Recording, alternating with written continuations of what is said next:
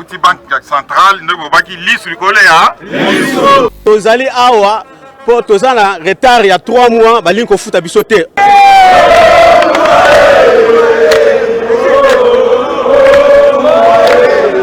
Pas mon compte mboka lelo a se présenter awa pour la côté la loko ngeni le peuple na yazali ko souffrir. Babilo que c'est ça la maoza ba na poste chef de l'état akweya. Soki na bimite na oliate ba ne ba ramso na poto. Soki to teki boite mukumbo za na sima na kozwela biso yango. Atike la biso zandu. Bana na biso mibali ya basi. To boko libanga na zandu oyo. Mobutu atika biso na zandu.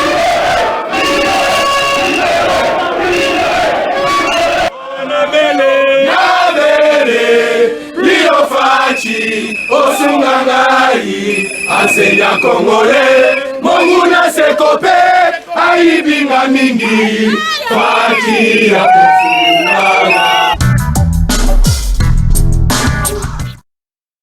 Très heureuse de vous en savoir très nombreux devant vos postes téléviseurs pour suivre cette émission, une émission qui est le miroir pour l'administration publique dans notre pays. Salutations à toi, le premier syndicaliste de la République démocratique du Congo, Félix Antoine Tshisekedi Tshilombo. Zwaki Tivanda, syndiqué Nyonso, Yakasumbalesa, ya Cambodge, ya Kizanvete, ya Bandundu, ya Kwango, ya Chikapa, Vanda wana parce que ngonge siliko beta wapi to beta ka masolo na ba syndicat. En tout cas, masolo na ba syndicat ces derniers temps, l'équipe technique de masolo na ba syndicat s'est décidé ya ko beta c'était na likambo etali élection syndicale parce que les téléspectateurs soit les syndiqués, les syndicalistes de la RDC balembisi biso na message. JB ça fait maintenant une année au enregistrement et salamaki na niveau ya fonction publique et pas camarade VPM Yaou to fouti ba $1000 na biso peut les syndicats et à l'enregistrer mais jusqu'aujourd'hui pas de calendrier pas de sango aux hôtels c'était élection syndicale et singele salamana inap. Voilà la raison pour laquelle ces derniers temps to repé sabino ba notion syndicale te metoko beta c'était nel kambetali élection syndicale na mboka na biso parce que lui-même le premier syndicaliste avait déjà donné l'aval au Tolandaki et pas camarade Patrick Mouya yana briefing alobaki était et singeli élection et salama sur toute l'étendue de la République démocratique du Congo. Kasiti lelo camarade VPM. To comprendre les solongoté ezokendengenin. Élection syndicale bientôt là, nous sommes déjà l'année 2025, c'est l'année prochaine 2026 que les élections et que ça les manaba ba entreprise nyonso ya mboka na biso. Alors Moko déjà azaki na retard parce que ça fait déjà 3 ans aux élections syndicales et salami parce que mandat na bango zaka 3 ans accord pas ça la élection té mais aye ko se racheter to ebité na 2026 a ozongela sous to ko za ndengene a se racheter assemblée générale et salami bongo le 16 le 17 le 18 assemblée générale et salama kikuna ya makasi na avenue de la justice bipa wa ba réunisaki le nombre de syndicats et s'enregistra qui pas na bango pété élection syndical et bana kosa le manakorep pour anande tomoni dynamique syndicale de finance les syndicats des camarades André Mabusha Lumanisha oyo azalaki enregistré na lisanga ya ba syndicat o esengeli et les can élection na ngambu ya Rep, camarade Martin Koumou ainsi que camarade Félicien Moubenga, camarade Coco, la présidente de toutes les femmes des dynamiques syndicats de finances, Bazala Kiwana au four et au moulin, travailler pété, syndicat na bango, ezong asimate. Yamala Mouizakande, syndicat est gagné. Ceux qui besoin présidence, Bobandi ko gérer, à ces moments-là, vous avez la possibilité de collaborer avec l'employeur pour le bien-être des agents et fonctionnaires na Katia. Musalato nakati entreprise to nakati ya ministère wana. Voilà la raison pour laquelle Masolona ba syndicat to ko beta c'était été élection syndicale et sengele salama bisoté. Ba syndicaliste bazo komela biso mikolonyo so pona ko tungisa biso na likambu ya inap bato bazawana c'est depuis 2012 aux élections syndicales et salama lelo to ça na 2025 allez-y comprendre c'est-à-dire mandat na bango et si là mais si lelo bazaka kawana alors po balongwa il faut balongwa pourquoi parce que kozala na bango to moni bénéfice mon côté na ngambu ya ba travailleurs ya République démocratique du Congo JB na bete la rabino CTA ko ebisa bino te les tata là les mamans là les papas là, les yaya là, les jeunes là, qui se réveillent chaque 4 heures, chaque 5 heures, malembe, bakitara na ba service na bango, ce qu'ils font chaque jour contribue na katia épanouissement ya trésor public ya mboka na biso. Alors esengeli musalo bango ba ko sala ezongi sape esengo na kati o bango bazali na mabota. Voilà pourquoi balembi inap. Balembi inap yango biso masona ba syndicat lokola miroir ya ba syndicaliste ya mboka na biso to senga na ba oyo bazana inap bino bato boko sala na inap chaque fois ba funda bino a boya awa na plateau masona ba syndicat boya ko démentir makambu oyo ba syndiqué ba adhérent ya ba syndicat o bino bozali ko kamba ti lelo bazali ko s'inquiéter na lolenge na bino ya ko sa musala na niveau ya inap sango otozaki nango makasi pour l'élection syndicale yango wana à correct les élections c'est le 30 septembre des élections écosalema en tout cas que le meilleur gagne wazana makasi ya ko gagner a gagner mais le lenga o gagner zalaranine camarade Gisèle non pas sabino stratégie parce que beaucoup de travailleurs bazalaka un peu na molimo moko ya ko envoûter ba syndicaliste. Bon, comme on a à cause sur bazara l'esprit ya biface à l'action locale la même morale na yo.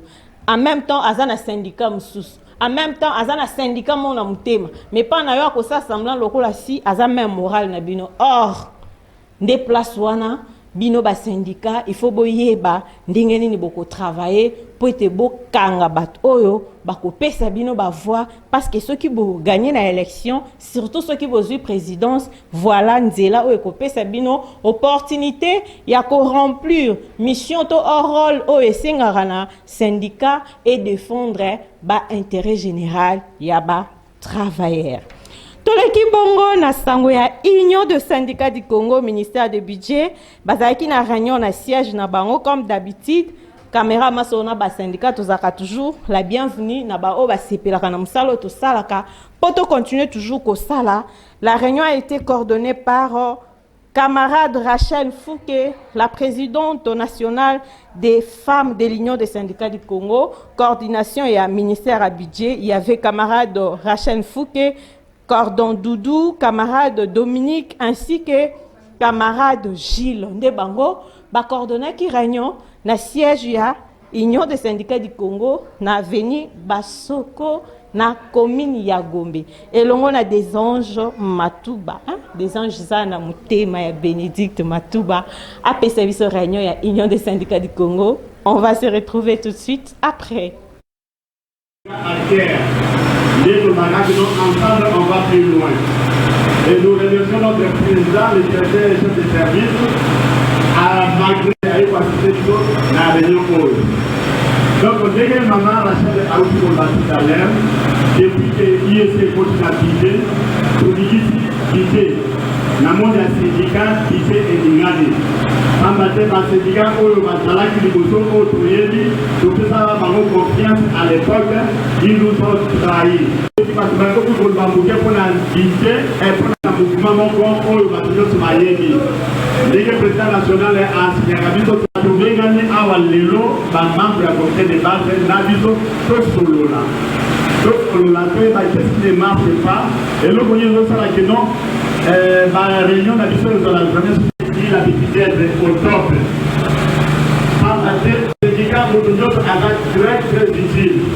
Les slogans papa, le magazine, ensemble, on va plus loin. Vous avez confiance. Et ça, ceux qui n'ont pas de s'organiser de on avait répertorié 17 services. 17 services juste là, vous avez 15 services, 14 services. Pour les enfants actifs. Le libéral Yamana, on a président du côté du base de Bazalé. Et maintenant, comme les autres viennent de commencer encore de nouveau, vous voyez pour ça, pour évaluer chaque comité de base. Banani ko bazali bazali kwa fois, banani ko bazali vraiment syndicat, banani ko bayaki peut-être pour la constituer pour rien. Donc awa, je vois bien les régions qui étaient passées, les régions successives, et ça m'a fait pour nous ça va faire ça des bases au Bazalia. Ce qui est le président m'a dit nous en allé et que nous aux allés, membres de la direction donc ça nous fiche. Et vous pouvez travailler par rapport à fiche on accompagne sa syndicat dans le conseil de la déclaration du budget. On a beaucoup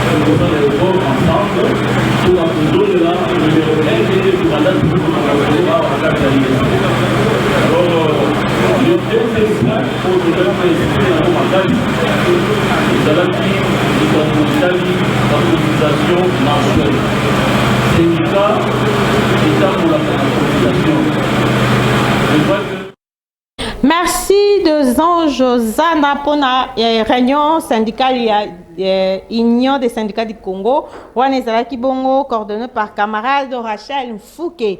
Dans l'équipe Bongo na intervention il y a président national André camarade André Maboucha azalaki na kata réunion comme toute comme autorité non soso qui a na kata bana na ye avant d'akimete alobaki tolanda tozonga awasi.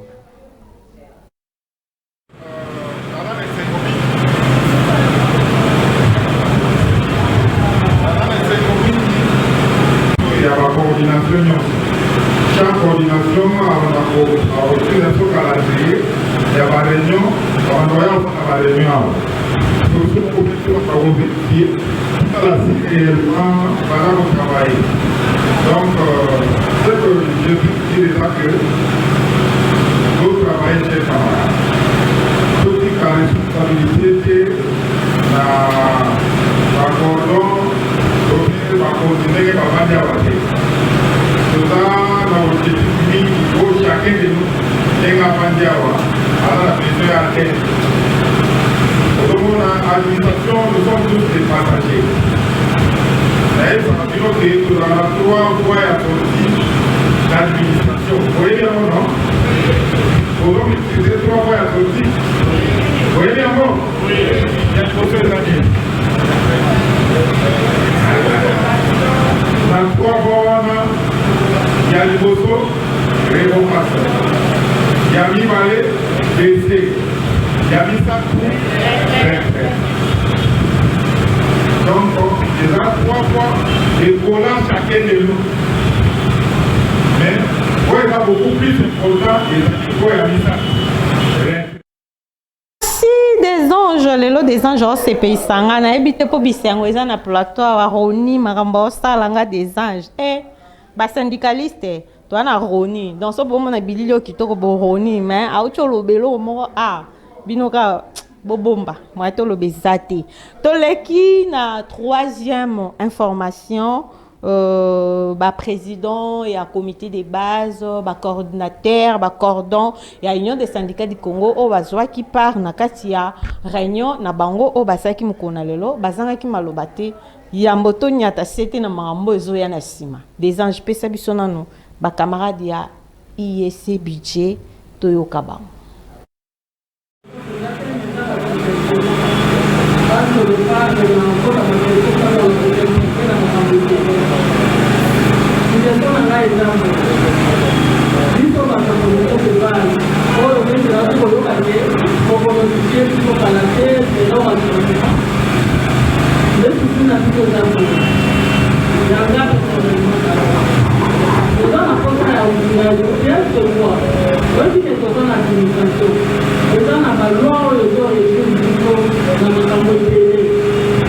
On ne peut pas aller faire un mouton au Matinaka.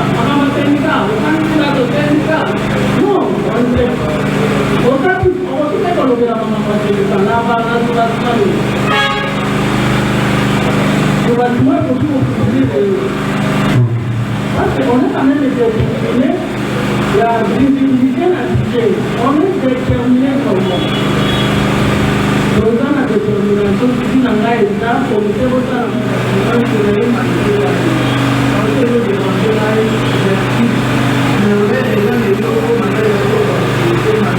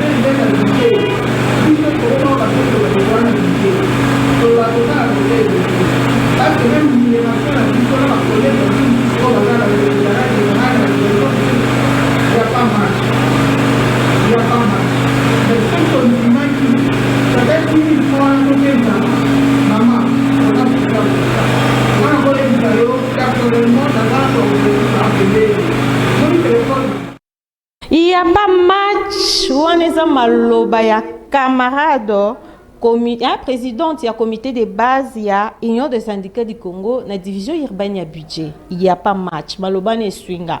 L'émission, on a ça la commentaire mingi sur Maloba. Oh, mais l'émission prochaine, on a kolobela mingi quand un agent, tout fonctionnaire, il y a ministère local et budget nambo cannabis. Parce que le ministère des budgets, il y a moins des autres gérer finances, il y a travailleurs nions sur yamboka. Même le ministère des finances là dépend du ministère des budgets. Pourquoi? Parce que finance à quoi ça la nions à quoi ça la souka nango bazonga kana budget. Aux défense, aux communications, tout le monde bazonga kana messer un ministère du budget. Mais quelqu'un qui travaille au ministère des budgets, camarade de l'Union des syndicats du Congo. Maman lobby, il n'y a pas match. À comment même comment à niveau ya se présenter libanda que nous sommes des fonctionnaires de l'hôtel de ville. Allez-y comprendre. L'émission prochaine to ko beta CT, to expliquer bien le pourquoi. Tozo c'est une équipe technique va passer biso dynamique syndicat des finances, division urbaine des budgets, Kassai central et Kassai à Chikapa. Donc Lelo, ministère du budget, l'autre qui m'a sonné à syndicat. Comprenez mon émotion. Alors, il faut tout landa bango, tout yoka bango. Bosenga, il y a dynamique syndicale de finances, il y a division urbaine, kuna nachikapa, des anges zana. Merci bien. Premièrement, je dois d'abord répondre à la première question. J'espère que c'est depuis le 18 août 2024, la dernière fois du jour en province de Kassai. Et précisément, je suis dans le ministère du budget, à la division commerciale étant secrétaire administratif de la province. Bien accueilli par le président national, camarade Antoine. Je salue d'abord en passant. Et j'étais encore félicitations pour le nouveau poste de directeur à la DREC. Alors, j'espère très bien que ça fait beaucoup de temps que je suis à Chikapa. Les syndiqués ont me donné beaucoup de desiderata auxquels je devrais élaborer un cas de charge pour venir déposer à l'autorité.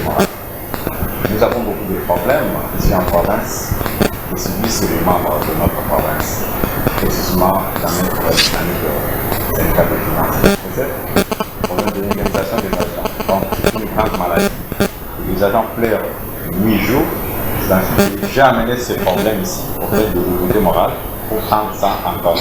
Il y a problème de promotion en avancement gratuit. Nous avons le problème des agents élagués injustement dans les signes de fait à la fonction publique. Donc, ça en bref, si au moins je vais résumer ça, et des difficultés qui frappent nos syndiqués au niveau de la province publique. Merci des anges Zana. Ma soeur n'a syndicat en tout cas pour comprendre nga. Neti moi esengo, neti moi passe, neti moi mawa. Pourquoi? Parce que nazo yoka, na yoki bandi ko tika pandenge bazo limbola, ba desiderata o ezo tungisa ba service na bango, o ezo ranger division urbaine na Chikapa ya ministère budget. Nzambe kota makamula biso les premiers syndicalistes Félix Antoine Tshisekedi Tshilombo kota makambo ba travailleurs ya République démocratique du Congo parce que yango moni élection syndicale fait ça mana INAP parce que INAP existe mais ba situation ezo persister pourquoi? Po bino bato boko gérer INAP neti kaka neti te biso pe to kolemba te to koloba lisu likolo ya lisu to kolemba te hein to koloba kaka parce que musala o to pona classe to tanga to ndima to te makaliboso a micro po to pesa bino basango. En tout cas to komi presque à la fin de notre émission ya mukona lelo kasi to zo pesa bino surprise ya camarade André Mabusha Lumanisha hein, le directeur camarade André Mabusha Lumanisha oyo ministre ya finance to ministère ya finance et utaki ko sala utaki ko changer ko balusa depuis le secrétaire général ya finance akufaki moi ba ningisi moi ba direction bazongi ba secrétaire ba mati ba DRH banin et voilà camarade André Mabusha a été nommé à commis directeur na service ya réglementation financière, il y a ministère, il y a finance. Et voilà pourquoi le membre des syndicats IEC ainsi que dynamique syndicat de finances, bazaki tout autour na ye lelo, basali surprise pour na ko féliciter na makam oyo ye azui lokola mokonzi na ngambu ya DRF, direction de réglementation financière au ministère de finances, ensemble avec des anges. Tolanda bongo tokozonga awa sima.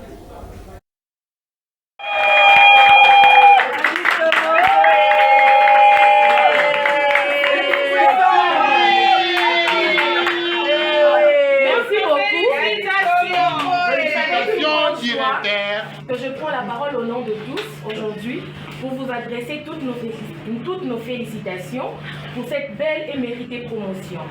Cette reconnaissance est la preuve de votre travail acharné, de votre constance et de votre vision claire, mais aussi de la confiance que vous inspirez autour de vous. Votre parcours est pour nous un exemple. Vous savez allier l'exigence et la bienveillance, le professionnalisme et l'humanité. Vous avez toujours su tirer le meilleur de chacun. Et c'est ce qui fait de vous un leader que l'on respecte et que l'on suit avec fierté. Cette nouvelle étape marque le début d'un nouveau chapitre que nous en sommes sûrs. Vous saurez écrire la même passion et le même engagement qui vous caractérise. Nous sommes heureux et honorés de continuer à cheminer à vos côtés. Encore, toutes mes félicitations, chef, et plein de succès pour vous.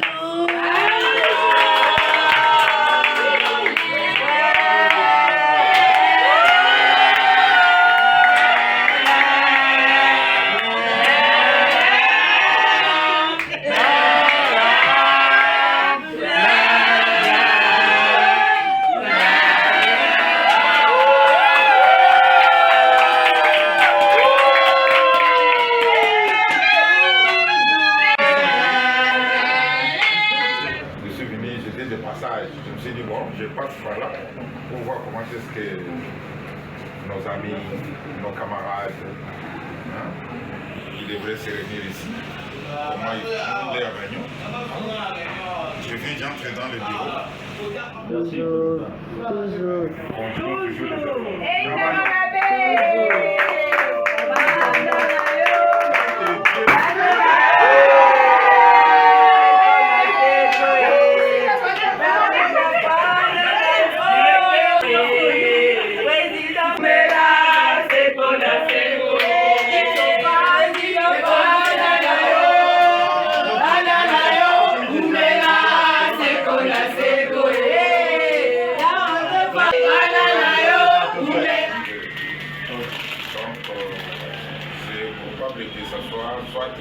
Fati, soit le mercredi, mais l'excellence de nous forme insiste que la République puisse lier plus tard le match. Donc, partant de cette réunion-là, vous serez tous fixés. Et nous allons tous nous rencontrer au lieu de la remise de l'Église. Je sais que ça, c'est l'effort de nous tous. Et ce que moi, je peux vous recommander que nous soyons tous unis. Toujours. Nous travaillons. Toujours. Dans l'unité. Toujours. Nous devons nous aimer. S'il y a un problème, là où il y a les gens, le monde ne manque pas. Mais il faut toujours avoir l'habitude d'échanger. Alors, des histoires de cachotterie, il faut éviter. Il faut éviter. Soyons ensemble. Et nous allons établir un petit programme. Après la remise de l'église, on va voir là où nous allons nous retrouver. Félicitations à toi, camarade André Maboucha Loumanisha, le responsable number 1 des dynamiques syndicales de finances ainsi que Union des syndicats du Congo. Félicitations à toi et merci au ministre de Finances, au camarade Doudou Fouamba, parce que tout le monde était mbela na biso to sengara awa et kokende Mataka Mouké. Félicitations à toi, papa André Maboucha Loumanisha. En tout cas, à Yosu direction, tozana posa ba syndicaliste, to ba adhérent ya syndicat na yo, to ba travailleur, ba fonctionnaire ya République démocratique du Congo, surtout ya ministère de la Finance, ba se retrouver ba zoye sengo utamela musala wapi yo ondimi kosala na kati ya mboka na biso.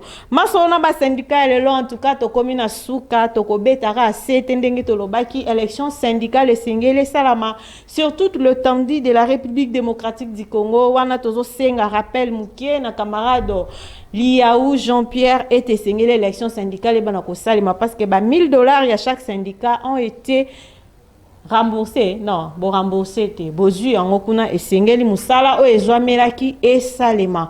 En tout cas, biso nabino to sepeli parce que bozalaki wana bo vandaki surtout ba syndiqué ya IGTR, camarade Patrick, ba syndiqué ya Sotiko, camarade bozalaki wana pwete oyo eza sel miroir o epesaka bino basango na makambo etali administration publique. Ce qui bosepe na msalo salamaki na prise de vie tozaki na e l'homme le plus doux de Kinati à l'Obakate, hein, ogie ngwa ba chinois Roni azaki wana Roni Manzila yende mutu asime beauté ya émission masona ba syndicat mkona lelo régie finale et simba makina des anges zana le mari de Bénédicte Matouba ainsi que Patiangoy l'homme le plus géant de Kinati télévision.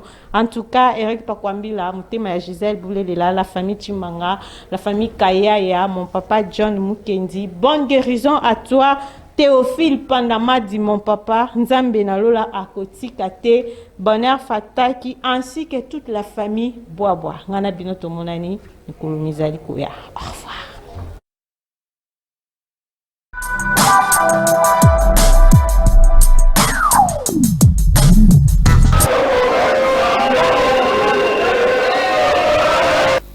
Touti banque centrale, ne vous pas qu'il lit sur le collet, hein? Tozali awa. Pour tous en retard, il y a 3 mois, il faut foutre à bisoter.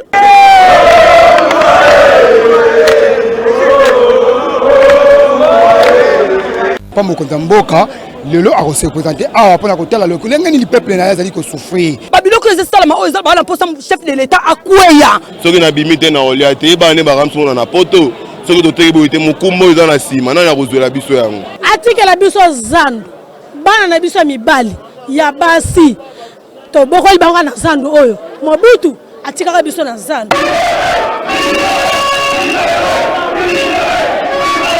Nabele Lio Fachi Osungangai Asenya Kongole Monguna Sekope Aibinga mingi Fachi